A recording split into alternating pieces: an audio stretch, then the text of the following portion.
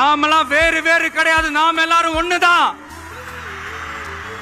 தமிழ்நாடும் புதுச்சேரியும் தனித்தனியாக இருந்தாலும் நாம் எல்லாரும் ஒண்ணுதான், நாம் எல்லாரும் சொந்தம் தான். வேற வேற வீட்டுல, வேற வேற ஊர்ல, வேற நாட்டுல, வேற ஸ்டேட்ல இருக்கிறதுனால நாம் எல்லாரும் சொந்தங்கள் இல்லைன்னு ஆயிட முடியுமா? அது எப்படி முடியும்? இப்ப பாத்தீங்களா, ஒருத்தருக்கு ஒருத்தர் பாத்துக்கும் போது அந்த பாச உணர்வு அதுதாங்க, அது மட்டும்தான். அது இருந்துட்டாலே போதும், வேற எதுவுமே தேவையில்லை.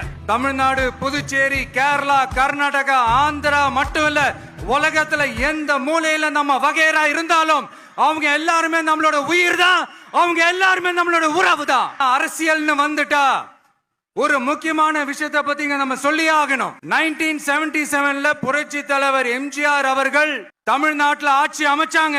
ஆனா அதுக்கு முன்னாடியே 1974லயே இங்க புதுச்சேரியில அவங்களோட ஆட்சி அமைஞ்சது.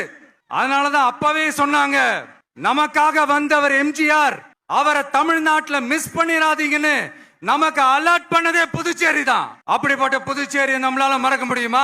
அது மட்டும் இல்ல, இங்க இருக்கிற மக்கள் தமிழ்நாடு மாதிரியே புதுச்சேரி மக்களும் என்ன கிட்டத்தட்ட ஒரு 30 வருஷமா என்ன தாங்கி பிடிச்சுக்கிட்டு இருக்கிறீங்க.